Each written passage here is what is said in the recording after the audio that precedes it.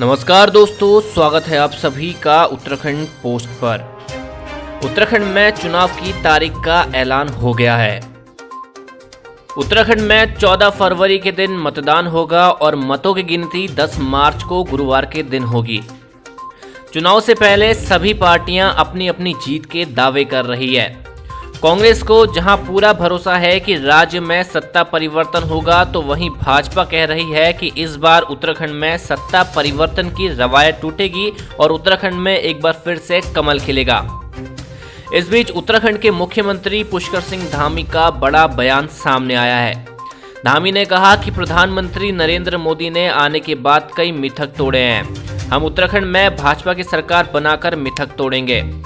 उन्होंने कहा कि उत्तराखंड में लोकतंत्र के उत्सव का शुभारंभ हो चुका है। उन्होंने मतदाताओं से चुनाव में बढ़ चढ़कर हिस्सा लेने का आह्वान किया है। उन्होंने अपील की कि अधिक संख्या में अपने मताधिकार का प्रयोग करें। विधानसभा चुनावों के बीच कोरोना की चुनौती पर सीएम धामी ने विश्वास जताते हुए कहा कि जल्द ही इस महामारी को हराने में हम सफल होंगे। हम सभी कोरोना महामारी को फैलने से रोकने के नियमों का पूर्णतः पालन करेंगे और लोकतंत्र के उत्सव को सफल बनाएंगे। चुनाव में जाने से पूर्व अपनी सरकार के कामकाज पर उन्होंने कहा कि हमने 5 साल जनता की सेवा की। प्रधानमंत्री नरेंद्र मोदी के नेतृत्व में उत्तराखंड के लिए 1 लाख करोड़ रुपए की योजनाओं की स्वीकृति हुई। रेलवे, सड़क, हवाई कनेक्टिविटी की योजनाओं के अलावा किसान, उद्यमी, कारोबारी, व्यापारी, दुकानदार, कमजोर वर्ग, युवा, महिला सहित हर वर्ग के हितों के लिए हमने काम किया। रोजगार देने की शुरुआत की। 21 साल से लंबित परिसंपत्तियों के बंटवारे को निपटाया। हमें पूरा भरोसा है कि भाजपा को फिर से जनता का आशीर्वाद मिलेगा। धामी ने कहा कि पार्टी अब की बार 60 पार के नारे को चरितार्थ करेगी। पीएम नरेंद्र मोदी के केंद्र में आने के बाद कई मिथक टूटे।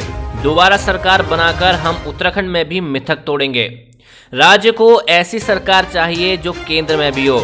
धामी ने पार्टी का नारा सुनाया, ना काले हाथ में आएगी, ना झाड़ू पाएगी, विकास की लक्ष्मी कमल के फूल पर आएगी। चुनाव से पहले ये सवाल भी चर्चा में है कि इस बार धामी कहां से चुनाव लड़ेंगे, लेकिन अब इस सवाल का जवाब धामी ने दे दिया है। धामी ने कहा कि खटीमा उनका पहला और अंतिम प्यार है। उन्होंने खटीमा विधानसभा से अलग दूसरी विधानसभा से चुनाव लड़ने की चर्चाओं को खालिस अफवाह करार दिया है।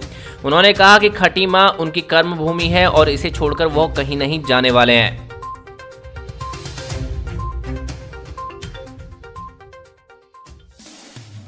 उत्तराखंड से जुड़ी तमाम खबरें पाने के लिए आज ही सब्सक्राइब करें हमारा YouTube चैनल और बेल आइकन को जरूर प्रेस करें। वीडियो को लाइक करें और शेयर जरूर करें।